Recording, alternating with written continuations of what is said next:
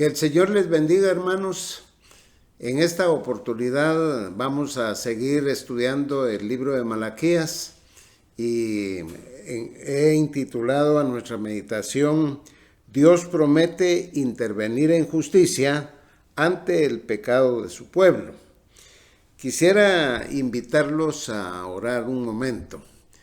Padre, te damos gracias por tu palabra. De nuevo, Señor, al meditar en ella, queremos suplicarte la bendición de que tu Espíritu Santo ilumine nuestros corazones, que nos haga clara tu palabra, que podamos aprender muchas lecciones para nuestra vida espiritual y que, Señor, al entender tu palabra también estemos dispuestos a llevar a cabo tu voluntad en nuestras vidas.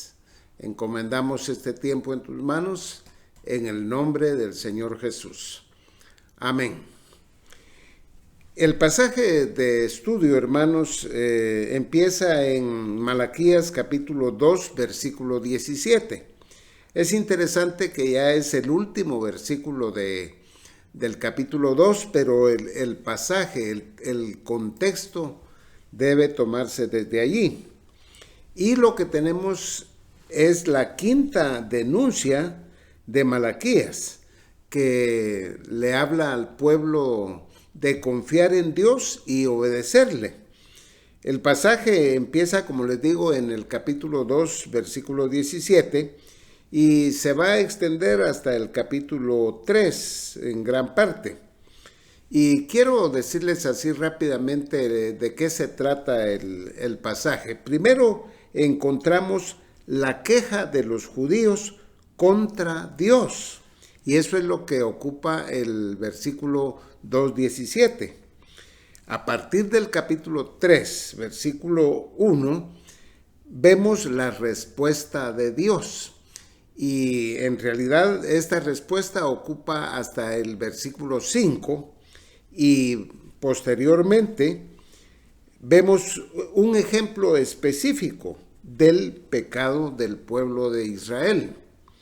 Esto va a ocupar los versículos 6 al 12 y esperamos poder cubrir todo este pasaje, pero lo que nos interesa es presentarles la interpretación y la aplicación de todos estos textos a nuestra vida espiritual, una vez que entendamos qué es lo que está diciéndole el Señor al pueblo de Israel, porque para ellos es dirigida la palabra. Ahora, veamos en primer lugar la queja de los judíos contra Dios en el versículo 17. Es interesante que es Malaquías el que está hablando aquí, pero él presenta la queja que han dado los judíos. Dice: habéis hecho cansar a Jehová con vuestras palabras y decís, y aquí viene la queja.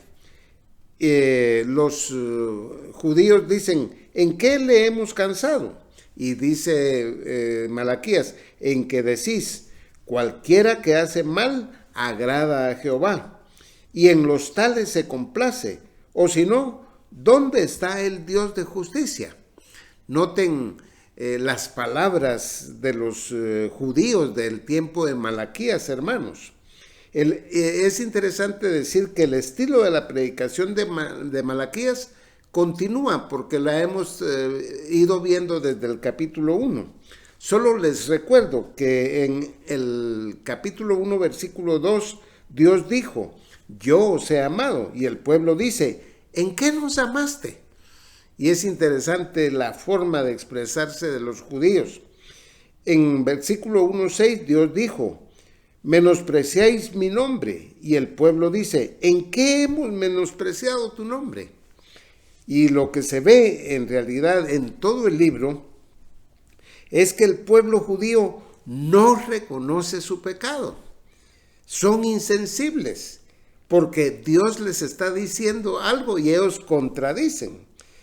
En el capítulo 2, versículo 17, Malaquías acusa al pueblo de hablar fastidiosamente contra Dios, y lo hacen teniendo un concepto equivocado de la justicia de Dios, porque están diciendo que Dios bendice a los malos y que castiga a los buenos, y eso es totalmente contrario a lo que es el verdadero carácter de Dios. Malaquías les dice, usando un antropomorfismo, que han hecho ya cansar a Dios con sus maldades. Ustedes saben, hermanos, que la Biblia habla claramente de que el Señor no se fatiga ni se cansa absolutamente. Pero en Isaías 40:28 afirma eso, que Jehová no se fatiga ni se cansa. Y en Isaías 1:14 es otro texto en donde el profeta Isaías le dice al pueblo de Israel que el Señor afirma que cansado está ya de todos los sacrificios y holocaustos del pueblo, porque están cumpliendo con el ritual, pero no obedecen a Dios. Y por supuesto, el Señor no se cansa nunca. Ahora, los judíos del tiempo de Malaquías hablan de un problema que aparece en otras partes de la Biblia, y es la prosperidad aparente de los malvados. Ese es un tema que aparece en muchas partes de la Biblia, especialmente en los Salmos, y aún el Salmo 37 dice que no envidiemos a los malvados que prosperan. Y también el otro tema es el sufrimiento de los justos, como pasa en el libro de Job, donde un hombre justo, un hombre creyente, sufre mucho. Y por supuesto el libro de Job entero habla de lo que es la explicación de por qué sufre el justo. El creyente maduro, ya hablando en una aplicación para nosotros, reconoce la soberanía de Dios, su control sobre todas las cosas y su propósito para los que le aman, no importando las circunstancias. Acordémonos de lo que dice el capítulo 8 de Romanos, que por supuesto es una explicación amplia de este tema, pero el capítulo 8, versículo 28 claramente dice: y sabemos que a los que a Dios aman, todas las cosas les ayudan a bien. Esto es, los que conforme a su propósito son llamados. Y es que todo obra para bien, aún los problemas que tenemos en la vida obran para bien. Y por supuesto, las grandes bendiciones que Dios nos da son para nuestro bien, porque Dios tiene un propósito para los que le aman. Estos judíos del tiempo de Malaquías pensaban que a Dios no le interesaba si ellos eran buenos o si eran malos, si se portaban bien o se portaban mal.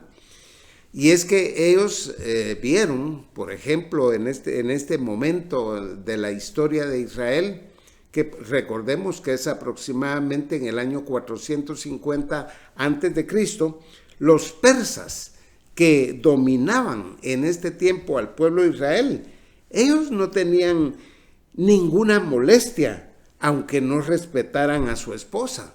Así miraban ellos a los persas. Pero los persas no tenían la ley de Dios ni la revelación del Señor.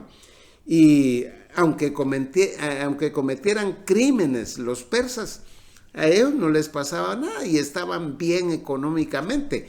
Lo contrario de lo que estaba pasando con los judíos, que por supuesto habían regresado de Babilonia y estaban reconstruyendo. Entonces estaban pasando por momentos difíciles. Algunos judíos malvados sí tenían prosperidad material, porque, como ya hemos estudiado en los capítulos anteriores, se casaban con mujeres extranjeras, mujeres persas, que estaban en mejor condición que ellos, y eso hacía que ellos tuvieran cierta comodidad. Y entonces los judíos decían: a ellos no los castiga el Señor. Entonces acusaban al Señor diciendo: cualquiera que hace mal agrada a Jehová. Por supuesto, eso no era verdad. Dios no se agrada de los malvados, eso ya debemos dejarlo claro porque toda la Biblia apoya eso. Dios no se agrada de los malvados, pero tampoco se agrada de los que le ofrecen sacrificios con animales enfermos, que era lo que estaba haciendo el pueblo de Israel. Ellos, ya vimos en el capítulo 1, que ofrecían animales enfermos, cojos, ciegos, pero los sacerdotes y el pueblo hacían esto y no juzgaban mal su propia adoración. Y eso lo hacían muchas personas que tenían medios económicos en Israel, porque cuando presentaban un becerro, o sea, un animal ya de ganado mayor, eso significa que tenían dinero, pero escogían los animales que estaban enfermos y allí no decían ellos que la situación estaba mal. Así piensan, hermanos, muchos que ven malo solo lo que les conviene o lo que les afecta, pero no ven que de muchas maneras se puede ofender al Señor. Por eso dicen, ¿dónde está el Dios de justicia? Hemos encontrado personas que tienen ciertas ideas y aún dicen, ¿por qué Dios permite tanto sufrimiento? ¿Por qué Dios no quita la pobreza? ¿Por qué Dios no hace esto y esto? Que ellos creen que es lo correcto. Pero el comportamiento con sus esposas, eso ya no les importa a ellos y tratan mal a la esposa. Pero ideológicamente están hablando de otra cosa. Quizás no obedecen a sus padres, pero sí hablan de asuntos que creen ellos que Dios debería de enderezar. No se dan cuenta de que al demandar que Dios revelara su justicia, estaban también atrayendo sobre sí mismos el juicio de Dios. En el capítulo 3 vamos a encontrar la respuesta del Señor en los versículos 1 al 5, que vamos a verlos texto por texto. A la acusación de que Dios no es justo y que bendice al malo y castiga al bueno, la respuesta que el Señor da es que Él, es decir, el Señor, vendrá personalmente a poner las cosas en su lugar. La visita de Dios será en 2 venidas. Ya ustedes pueden comprender que se está hablando de la venida de Cristo al mundo por primera vez y también de su segunda venida. Esto lo enseña Malaquías y lo enseñan todos los profetas. En el capítulo 3, versículo 1, dice así el Señor en respuesta a lo que ellos han hecho, acusando al Señor de que castiga a los buenos y que recompensa a los malos, lo cual es una gran equivocación. Pero en el capítulo 3, versículo 1, el Señor empieza a contestar esa acusación. Dice, he aquí, yo envío mi mensajero, el cual preparará el camino delante de mí. Y vendrá súbitamente a su templo el Señor, a quien vosotros buscáis, y el ángel del pacto, a quien deseáis vosotros. He aquí, viene, ha dicho Jehová. La primera frase del versículo 1 anuncia la venida de Juan el Bautista, cuando dice, yo envío mi mensajero, el cual preparará el camino delante de mí. Es importante subrayar que Dios dice delante de mí, porque es Dios el que va a venir. Pero Él dice que va a enviar a un mensajero que va a venir delante de Él. Y es Juan el Bautista, que va a venir como heraldo de Dios. Y vendrá a la tierra cuando el Señor Dios se encarne en la persona del eterno Hijo de Dios. Y es interesante que el texto diga que el mensajero vendrá delante de mí, porque es Dios el que está hablando aquí. Y el que vino fue nuestro Señor Jesucristo.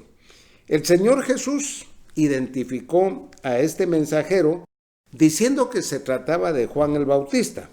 En Mateo capítulo 11, versículo 1 al 14, es un pasaje extenso, son 14 versículos, pero de ese pasaje les voy a leer 3 versículos. El 7, que dice: mientras ellos se iban, es decir, las gentes, comenzó Jesús a decir de Juan a la gente, es decir, de Juan el Bautista: ¿qué salisteis a ver al desierto? Una caña sacudida por el viento. En el versículo 9 dice: ¿pero qué salisteis a ver? ¿A un profeta? Sí, dice Cristo, os digo, y más que profeta. Versículo 10, porque este es de quien está escrito: he aquí, yo envío mi mensajero delante de tu faz, el cual preparará el camino delante de ti. Es una cita de Malaquías 3:1. Y este texto que tenemos aquí en Mateo armoniza a Malaquías 3:1 con Isaías 40, versículo 3, y con Juan 1:25, es decir, armonizan los 3 pasajes. Esta primera frase habla entonces de Juan el Bautista anunciando la venida de Jesús en su encarnación y en su ministerio terrenal como el Cordero de Dios. El resto del versículo 1 habla ya Malaquías. Las palabras que dice el Señor es: he aquí, yo envío mi mensajero que vendrá delante de mí. Pero ya el resto del versículo, Malaquías dice lo siguiente: y vendrá súbitamente a su templo el Señor. Ahí está hablando Malaquías, no el Señor. Aquí Malaquías le da 3 títulos al Señor Jesucristo que hablan de su deidad absoluta. Le llama Señor. Esta palabra, él dice: y vendrá súbitamente a su templo el Señor. Le llama Señor, o sea, la palabra Adón en hebreo, que significa gobernador, soberano, controlador, amo, dueño, y Señor, como está traducido el texto. Y dice que vendrá a su templo, porque el templo es del Señor. Y por supuesto, ahí está hablando de Jesús, que es el Señor y que vendrá a su templo. Él es el dueño del templo. También se le llama el ángel del pacto en este versículo, que es, por supuesto, el mismo ángel de su faz que aparece en Isaías 63:9, y el ángel que hablaba con Moisés en el monte Sinaí, según Hechos 7:38. Cuando Esteban da ese discurso, dice que el ángel hablaba con Moisés en el monte Sinaí, está hablando de Dios. Y también se le llama al Señor el ángel de Jehová, que aparece muchas veces en el Antiguo Testamento, y es el Cristo preencarnado.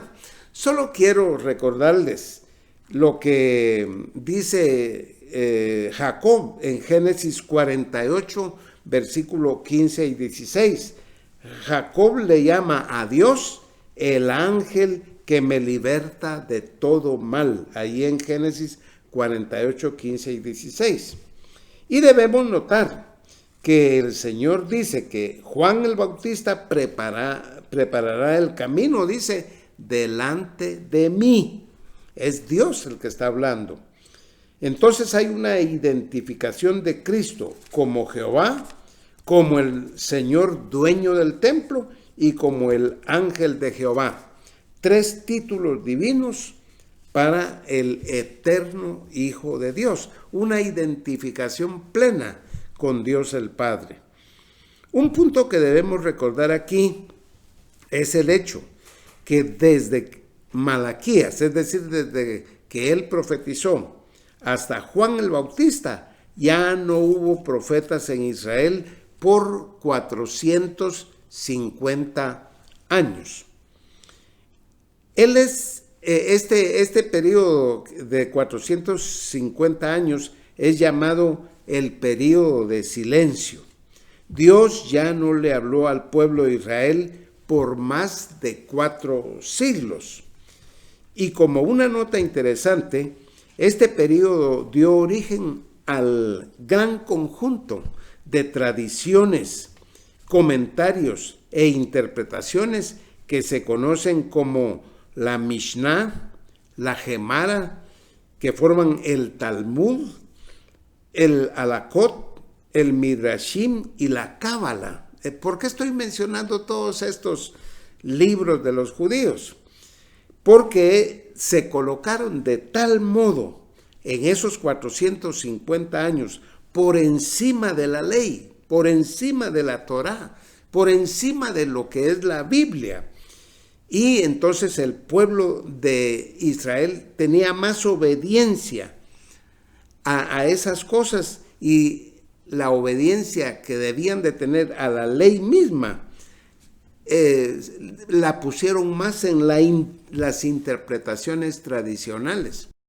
Es interesante porque todos estos libros son útiles para tener información de la cultura judía y especialmente de la manera en que interpretaban ellos en ese tiempo la palabra de Dios. Pero esos libros no son la autoridad final. La autoridad final es la Escritura, la Biblia, la Torá, lo que el Señor inspiró. Es importante señalar que la predicación de Juan el Bautista tenía como propósito hacer una limpieza espiritual de la nación, que esa nación no estaba preparada para recibir al visitante celestial, es decir, al Señor, que dice que Juan iba a preparar el camino delante de él. Mucho del contenido del mensaje de Juan el Bautista llamaba al arrepentimiento, a confesar los pecados, a hacer frutos, dice él, dignos de arrepentimiento, y anunciaba también el juicio o castigo de Israel. En Mateo 3:1-12 se ve la predicación de Juan el Bautista, y Juan habla del fuego del castigo divino, quemando los árboles que no dan fruto. Él dice, ya el hacha está puesta a la raíz de los árboles. Eso es juicio. Y todo árbol que no da buen fruto es cortado y echado al fuego. Ese fuego que está ahí, hermanos, no es una bendición, es juicio. Es cierto, la palabra fuego en la Biblia aparece muchas veces hablando de la presencia de Dios, pero hay que saber interpretar los textos en su contexto. Y aquí lo que se ve es que el Señor va a quemar la paja, dice Juan, y quemará la paja en fuego que nunca se apagará. Está hablando del castigo eterno de los incrédulos. La esperanza de vida es para los que tengan un verdadero arrepentimiento.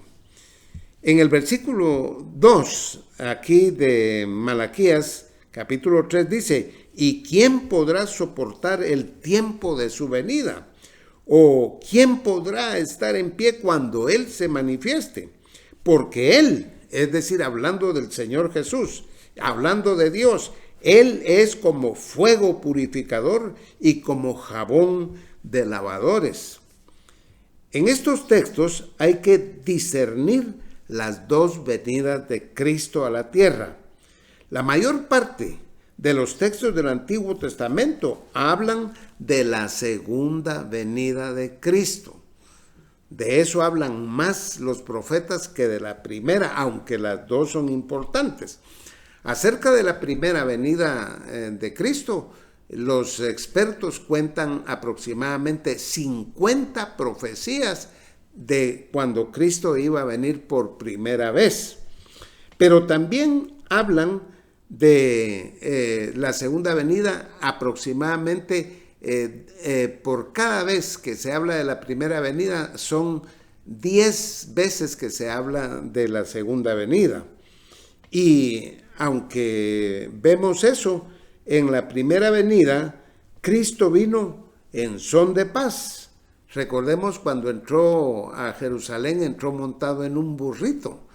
porque ese animal, el asno o pollino, como se dice en algunas versiones de la Biblia, es un animal de trabajo, no es un animal de guerra. Y el rey vino montado en un pollino, ofreciendo salvación, y vino a buscar y a salvar lo que se había perdido.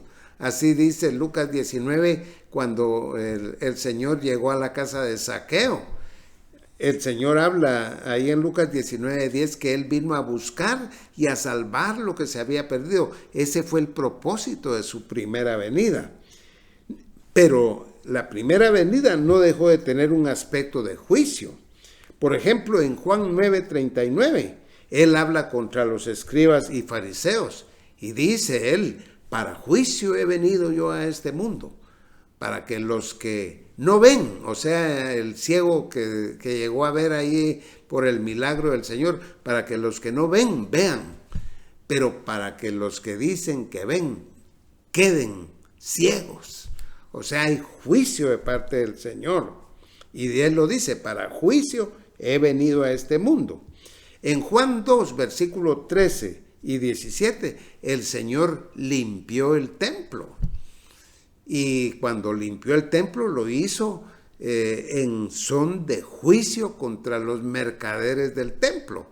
Y les reprendió y les dijo que habían convertido en cueva de ladrones la casa de Dios.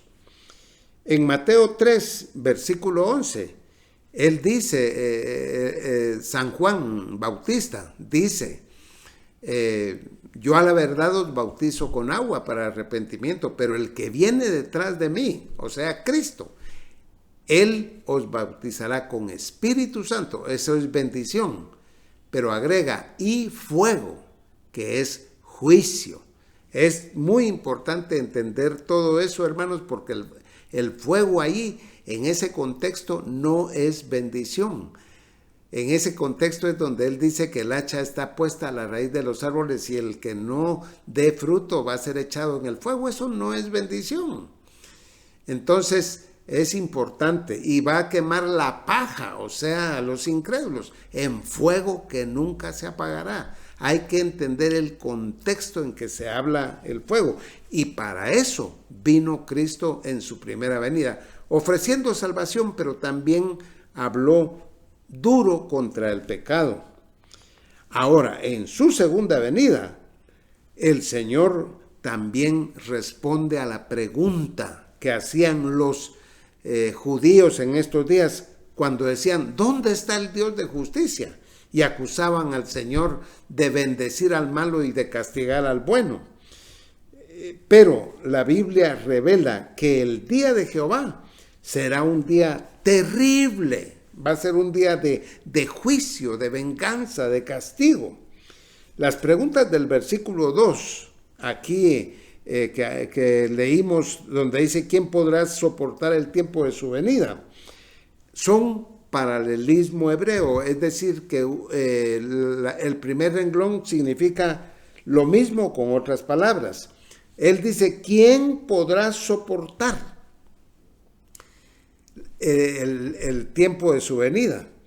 Eso es igual a mantenerse en pie, como dice, o quién podrá estar en pie. La idea es de que ninguno va a poder.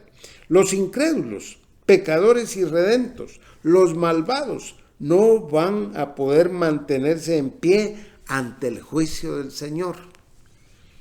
En los versículos 2 al 5 se muestra que lo que es purificación para unos será castigo para otros.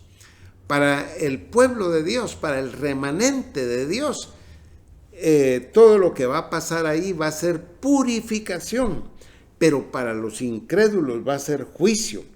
En el versículo 5 vamos a leer, cuando lleguemos ahí, se ve que los incrédulos son gente sin temor de Dios, y se ven los pecados que ellos habían cometido y siguen cometiendo hasta el día de hoy.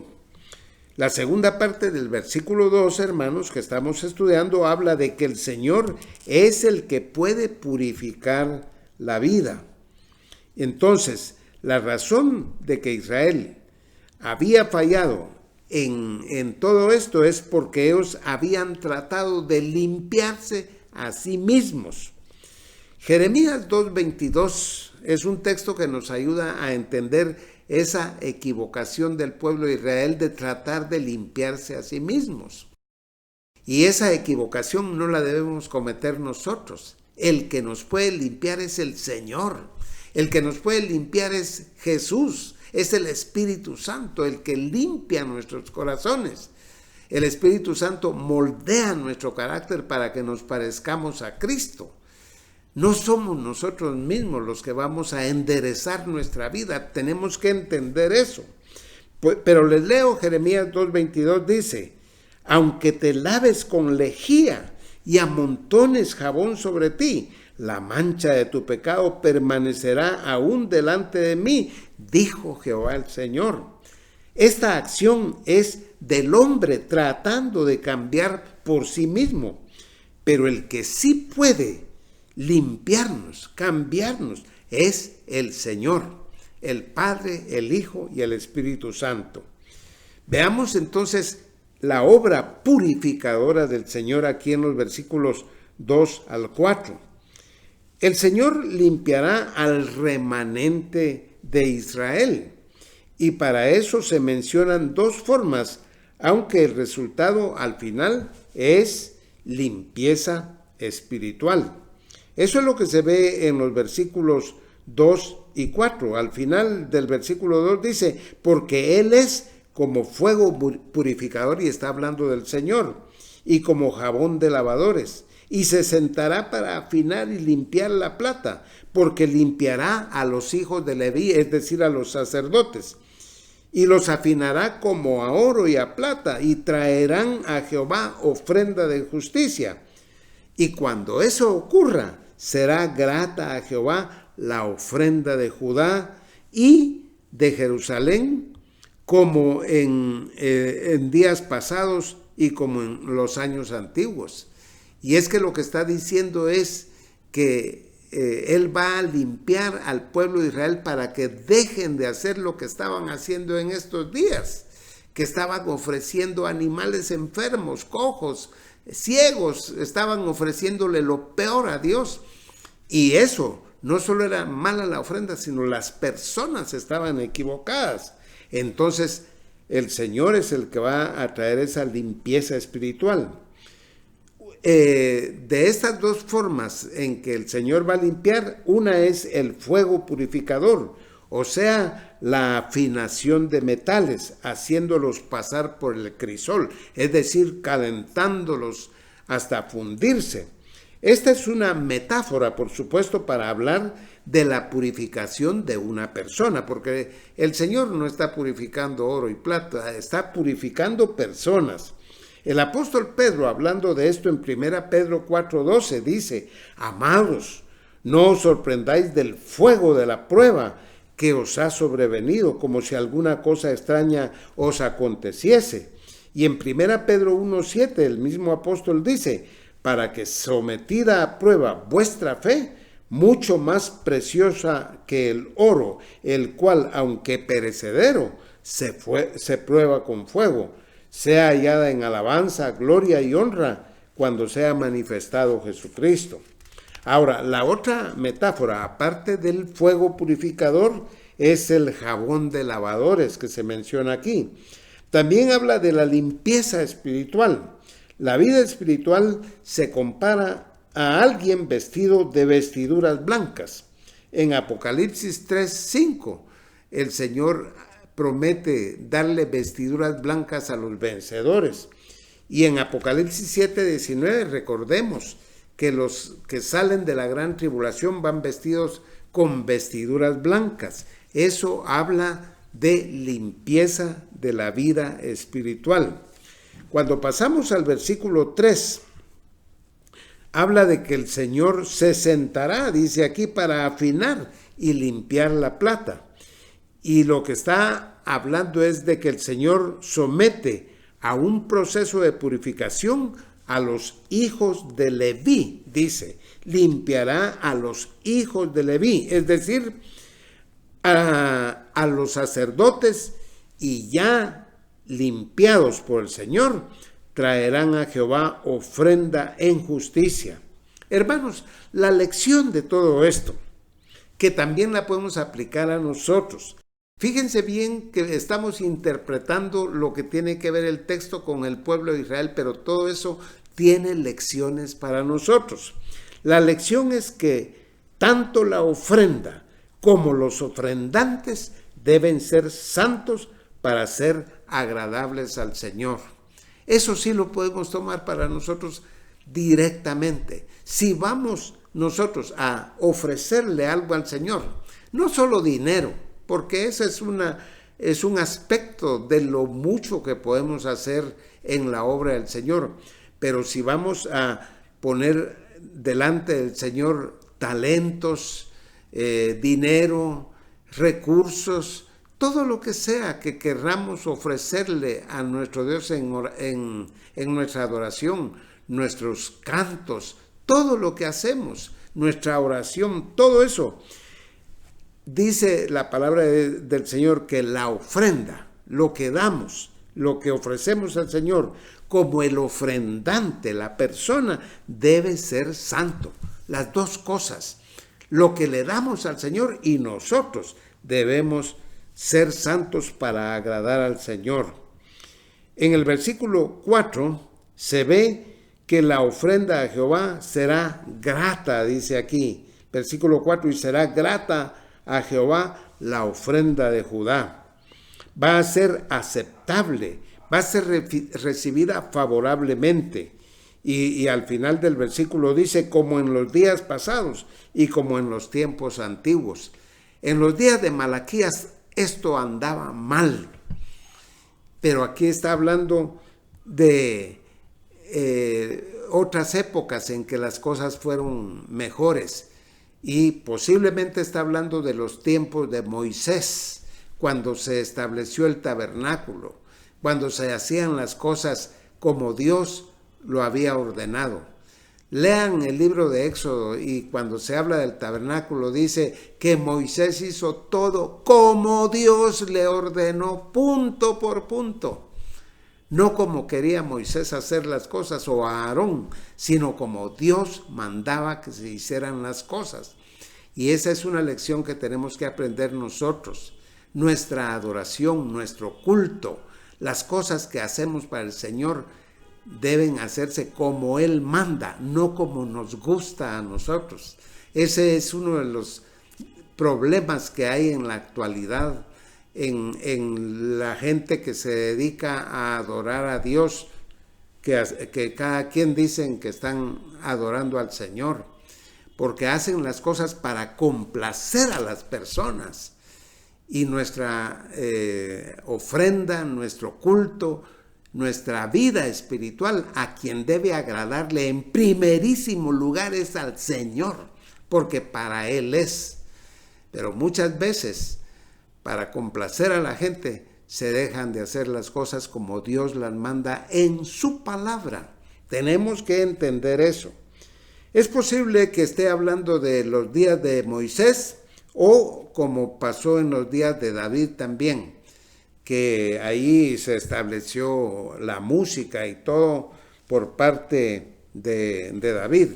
Pero es interesante hablar también de lo que se ve en el versículo 5, porque aquí estamos viendo cómo va a intervenir Dios, y en el versículo 5 lo que se va a ver es la obra punitiva de Dios.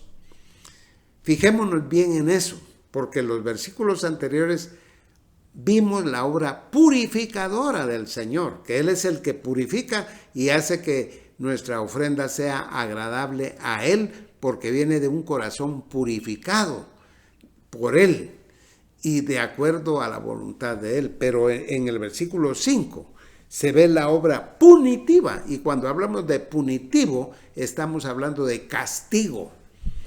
Para eso vino Cristo a este mundo y para eso regresará en su segunda venida. No olvidemos que Dios está contestando la idea de que Él premia al malo y que castiga al bueno, que era lo que comentaban los judíos de los días de Malaquías, ahí en el capítulo 2, versículo 17. Pero miremos el versículo 5, dice el Señor: y vendré a vosotros para juicio, y seré pronto testigo contra los hechiceros. Esa palabra pronto significa que él va a ser un testigo que inmediatamente va a dar su testimonio. Dice: seré pronto testigo contra los hechiceros y contra los adúlteros, contra los que juran mentira y los que defraudan en su salario al jornalero, a la viuda y al huérfano, y los que hacen injusticia al extranjero, no teniendo temor de mí, dice Jehová de los ejércitos. 4 pecados menciona aquí el Señor, pero hermano, el pueblo de Israel no estaba cometiendo 4 pecados, estaban cometiendo muchos más, pero el Señor menciona aquí y habla de los responsables de muchas injusticias sociales, que cuando se cometen no solo pecan contra el prójimo, esas personas, sino también pecan contra Dios. Acordémonos que los 2 más grandes mandamientos de la ley de Moisés son un resumen de la ley. Amarás al Señor tu Dios de todo tu corazón y a tu prójimo como a ti mismo. En otras palabras, esos 2 mandamientos son un resumen de la ley. Los impíos, con todas las injusticias que hemos leído aquí en el versículo 5, demostraban que no tenían temor de Dios.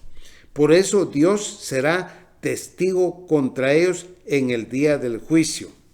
Como les digo, el Señor menciona 4 de los muchos pecados que se cometen y que Él castigará severamente en su segunda venida. Él menciona, en primer lugar, la hechicería. Recordemos Éxodo capítulo 7, versículo 11, hermanos.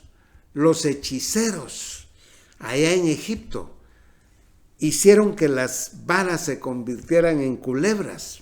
La hechicería es antiquísima. En Deuteronomio 18, 10, el Señor prohíbe, dice al pueblo de Israel, que no habrá entre ustedes quienes se dediquen a la hechicería, a ser agoreros, adivinos y todo eso. Está prohibido por el Señor, todo esto de la hechicería. También habla del adulterio. Y aquí en Malaquías 2:14 ya estudiamos que los judíos se casaban con mujeres extranjeras y se divorciaban de sus esposas judías para mejorar económicamente al casarse con una mujer persa, pero que eran, como dice el profeta Malaquías, hijas de Dios extraño.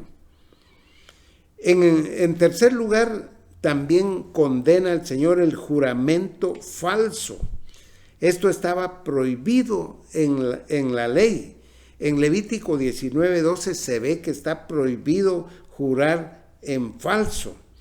Y habla de la opresión de los pobres y necesitados. En este punto yo quiero comentar algo, hermanos. Estos no eran los únicos pecados. Dios castigará y lo hará a su tiempo y a su manera. Y quiero comentar algo de este último pecado, de la opresión de los pobres y necesitados, porque algunos enseñan que la iglesia lo que tiene que hacer en la actualidad como punto importante de su tarea es arreglar estas cosas, es decir, que la iglesia es la que tiene que enderezar al mundo en cuanto a la justicia social. Pero la Biblia lo que enseña es que el que le va a poner fin a la maldad y a la injusticia social y todo eso es el Señor. La iglesia y los creyentes de todas las épocas, es decir, antes del diluvio, de la era de Israel, de la era de la iglesia y en toda época, lo que tiene que hacer el creyente es vivir en lo personal haciendo lo que le agrada al Señor, obedecer sus leyes, evitar la corrupción en dependencia de Él. Y, por supuesto, hay que hacerle bien a los pobres, hay que ayudar al necesitado. Y como dice el apóstol Pablo, mayormente a los domésticos de la fe, es decir, si en la iglesia hay pobres, hay que ayudarlos, hay que ser un canal de bendición para que ellos no sufran hambre, no pasen penas, que tengan vestido, que tengan cosas, si tienen necesidad. Pero, hermanos, este mundo no lo va a enderezar ningún hombre. Es el Señor el que va a venir y va a poner en su lugar todo esto. Por eso nosotros esperamos la venida del Señor. Cuando Él venga, va a derrumbar el sistema malo de Satanás, va a derrumbar a la Babilonia política, económica y religiosa, que es la culpable de todo el desorden que hay, pero lo va a hacer Él, no nosotros. Hagamos lo que esté a nuestro alcance para hacerle bien a todos los que nos rodean, a los miembros de nuestra iglesia. Imagínense, hermanos, que en todas las iglesias de nuestro país, pero en todas las iglesias de todo el mundo, todos los hermanos se preocuparan de esa gente necesitada, de esa gente enferma, es decir, que tal vez tienen necesidad de medicinas, de hospitales y de todo eso. Haríamos una gran labor, pero nosotros querer tomar el gobierno para hacer nosotros lo que hay que enderezar, eso no es la gran comisión para la iglesia. Hagamos el bien, ayudemos a los necesitados, porque la Biblia enseña que lo debemos hacer. Pero este mundo estructuralmente está en una corrupción total y es una Babilonia en donde nos toca vivir. Una Babilonia de corrupción, de maldad, y es el sistema mundial de Satanás el que tiene al mundo como lo tiene. Pero Dios va a intervenir. Él pondrá en su lugar a los malos y salvará a los creyentes de la presencia del pecado. Y Él va a destruir en la condenación a los malos y preservará a los redimidos. El versículo 6 nos da la razón de la preservación del pueblo de Israel a pesar del pecado y de la necesidad de purificarlos espiritualmente. El versículo 6 dice: porque yo Jehová no cambio, por esto, hijos de Jacob, no habéis sido consumidos. A pesar de la incredulidad de los judíos y que hasta estaban blasfemando al creer injusto a Dios, no habían sido consumidos como pueblo. La razón es la inmutabilidad de Dios. Por esa razón el Señor es fiel al pacto que hizo con Abraham. Les llama hijos de Jacob. Fíjense bien en el versículo 6. Porque yo Jehová no cambio. Por eso, hijos de Jacob. No les dice hijos de Israel, sino hijos de Jacob. Recordando el nombre del padre de la nación como engañador, como suplantador. E indicando que así es el pueblo de Israel también, pero que la salvación de ellos era por la pura gracia de Dios que no cambia. Y les dice que por su carácter inmutable, fiel y misericordioso, no habían sido consumidos. Esta palabra consumidos es la palabra hebrea kalá. No han sido acabados, no han perecido, no han sido destruidos, no han sido exterminados o raídos, porque Dios no cambia, porque Dios es fiel, porque Él hizo un pacto con Abraham. Y de todos modos el hombre no va a ser salvado porque el hombre sea muy bueno.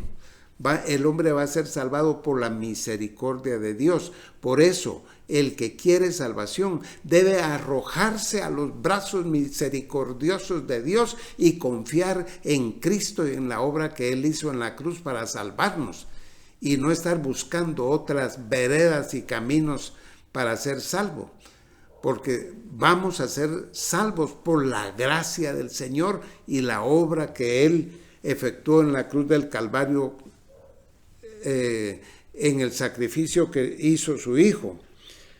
Y por supuesto, aunque el pueblo de Israel había hasta blasfemado y tenían incredulidad, pero lo que ellos merecían era castigo, pero por el carácter de Dios no los había consumido. Y dice el texto que Dios no cambiará. La palabra Shana que aparece aquí es mudarse, ser diferente, transmutar, porque el Señor va a seguir siendo fiel.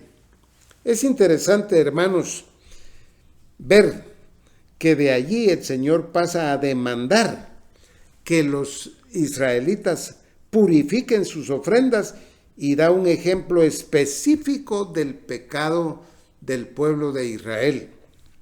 Como hemos visto, ellos estaban pecando de diferentes maneras, pero aquí va a hablar de la falta de aportar los diezmos y las ofrendas. Y de entrada, les digo, hermanos, que se debe ser cuidadoso al aplicar este pasaje a los cristianos. Hay muy buenas lecciones, pero el pacto mosaico no está vigente hoy y debemos ver qué es lo que enseña el Nuevo Testamento en cuanto a las ofrendas. Esto es muy importante que lo notemos. En la ley mosaica habían cosas que eran obligatorias para el pueblo de Israel y que no son obligatorias para la iglesia. Esto debe quedar bien claro. Una de ellas era el sistema de contribuir a la obra de Dios. En primer lugar, el diezmo no era una opción, era una obligación. Guardar el sábado era obligación. Violarlo merecía la pena de muerte. La circuncisión era obligatoria. Estoy hablando de todo esto, hermanos, porque la iglesia no tiene obligación de hacer todo esto. También asistir a la fiesta de la Pascua, Pentecostés y tabernáculos era obligación de todo varón desde que tenía 13 años de edad. Para eso deben leer Deuteronomio 16:16. Allí se habla de ir a esas 3 fiestas obligatoriamente. A la iglesia no se le exige nada de todo esto que acabo de mencionar. Y por supuesto, en todo esto hay principios, lecciones, pero literalmente no se le exige a la iglesia practicar todo lo que hacían los israelitas, porque no estamos bajo la ley. La ley exigía el diezmo al pueblo de Israel, y aunque Abraham y Jacob, que no vivieron bajo la ley, dieron diezmos, lo hicieron voluntariamente. Si algún hermano de la iglesia en la actualidad quiere diezmar, tiene que hacerlo voluntariamente, pero no estamos bajo la ley. Pero al pueblo de Israel, que estuvo bajo la ley, sí se le exigió y se le instituyó el sistema de diezmos. En Deuteronomio 14, versículo 22 al 28, realmente es extenso el texto, pero yo solo les leo el versículo 22. Dice: indefectiblemente diezmarás todo el producto del grano que rindiere tu campo cada año. Indefectiblemente. El judío no podía soslayar eso. En Levítico 27:30 dice: y el diezmo de la tierra, así de la simiente de la tierra como el fruto de los árboles, de Jehová es cosa dedicada a Jehová. Y en Números 18:21 dice: he aquí, yo he dado a los hijos de Leví todos los diezmos en Israel por heredad, por su ministerio, por cuanto ellos sirven en el ministerio del tabernáculo de reunión. Fíjense para qué era el diezmo. El sistema de diezmos bajo la ley tenía el propósito de sostener el ministerio de los levitas y de los sacerdotes que servían en el tabernáculo y en las cosas espirituales del pueblo de Israel. 11 tribus de Israel debían dar ese diezmo, porque ellos tenían territorio en el país. Dios les había dado una tierra y podían hacer producir esa tierra sembrando, cosechando y dedicándose a actividades agrícolas y pecuarias. Pero la tribu de Leví no tenía terrenos ni se podía dedicar a esas actividades. Por orden de Dios, ellos debían dedicar su vida a lo espiritual y a servir al pueblo en las cosas del tabernáculo y del templo. Los diezmos de las 11 tribus restantes hacían un sostenimiento para los levitas y sacerdotes del 110%. Y aquí hay un principio que sí sigue vigente, que el pueblo de Dios debe contribuir al sostenimiento de la obra del Señor. Eso es un principio, pero no es la ley. Y eso no cambia. Pero la iglesia no tiene 12 tribus. El sistema arónico o mosaico no está vigente. La ley tuvo su lugar en la época israelita, pero las cosas han cambiado. Pablo lo explica en Gálatas 3, 23 al 25. Dice, pero antes que viniese la fe estábamos confinados bajo la ley, ahora ya no, encerrados para aquella fe que iba a ser revelada, es decir, la era de la iglesia. De manera que la ley ha sido nuestro ayo para llevarnos a Cristo, a fin de que fuésemos justificados por la fe. Pero venida la fe, ya no estamos bajo el ayo, ya no estamos bajo la ley. Los israelitas necesitaban un ayo, que era la ley mosaica, que les dijera qué hacer y qué no hacer. Pero en la era de la iglesia, el hombre ha llegado a la madurez. Ya no es un niño. Ahora ya no nos guía la ley, sino que nos guía el Espíritu Santo. Y lo que se espera en todo lo que hagamos es que usemos nuestra libertad en Cristo para hacer la voluntad de Dios. Y debemos hacerla con responsabilidad, con conciencia, y en el tema del dinero y en las cosas que Dios nos da, materiales, que actuemos con generosidad. Este tema es muy amplio, hermanos, es muy amplio. Pero hay dos textos que resumen lo principal. En 2 Corintios capítulo 8 y 9, Pablo nos orienta respecto a lo que hay que hacer en cuanto a ofrendas. Pero 2 Corintios 9, 7 dice, cada uno dé como propuso en su corazón, no con tristeza ni por necesidad, porque Dios ama al dador alegre. Hay libertad de la forma en que uno ofrende. Y en 1 Corintios 16, 2, cada primer día de la semana, cada uno de vosotros ponga aparte algo según haya prosperado, guardándolo para que cuando yo llegue no se recojan ofrendas. Entonces la ofrenda debe ser según uno haya prosperado. Si Dios nos da bastante, debemos dar bastante. Si poco, poco, pero debemos hacerlo con conciencia delante de Dios, por amor y con amor.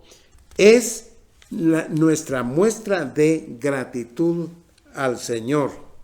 Así que esto es muy importante, y lo que el Señor quiere es que el creyente de la actualidad, si puede dar diezmos, que los dé, si puede dar menos, que lo dé, que si puede dar más, que lo dé, según haya sido prosperado. Pero no es obligación el diezmo, es nuestra gratitud al Señor, y debemos dar con amor, por amor, y no estamos bajo la ley. Ya no somos niños, ya somos maduros y debemos actuar consciente y responsablemente. Hermanos, vamos a orar. Padre, gracias te damos por tu palabra.